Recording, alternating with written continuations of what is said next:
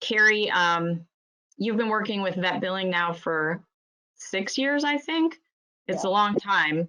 And overcoming fear of payment plans was something that you actually had to deal with in yourself in Mhm. addition to your team.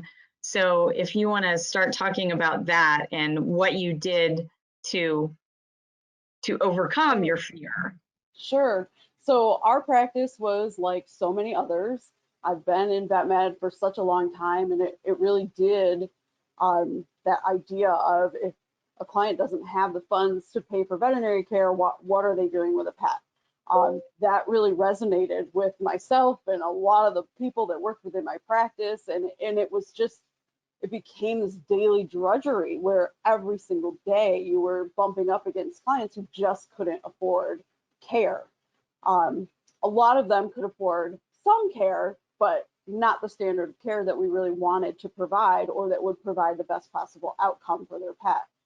Um, and that just that feeling of just being crushed by it every single day really led me to look at what are some other options that we have, because we had tried doing in-house payment plans and they were a miserable failure, primarily because even though we had a form to fill out and my CSRs were supposed to get all this information on social security numbers and where they worked and a work phone number and multiple emails and all different ways to contact people. Often that didn't happen.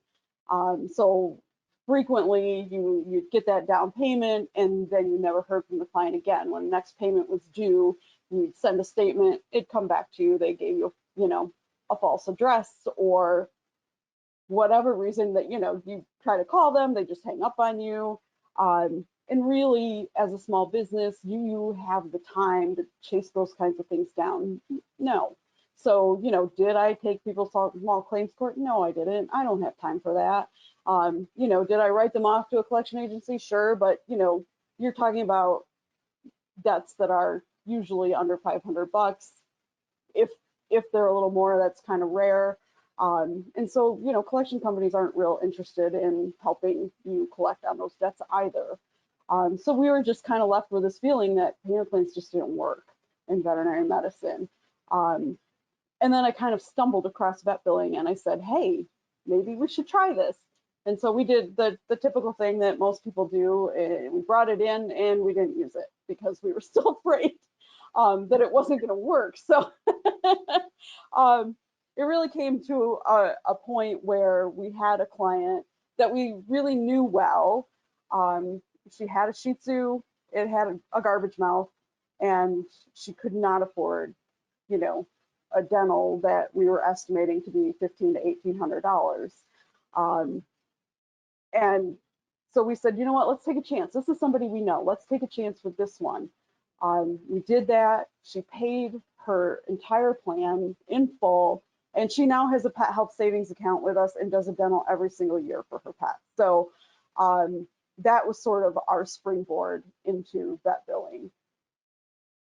So what do you think is the difference now with VetBilling that these payment plans are successful given your previous experience, which is the experience that a lot of practices have had with trying to do them in-house and they just don't work? Yeah, I think the big thing is you guys are making sure that we complete those applications fully. And if it's not, then you will get after us and make sure that we get all the information that's needed. And, I love the fact that I don't have to think about it again. You guys take care of it.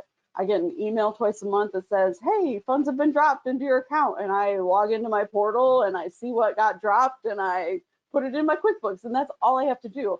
I have to make some adjustments on those client accounts because of the way that we choose to track VetBilling payments. But yeah, it's been incredibly simple, really simple.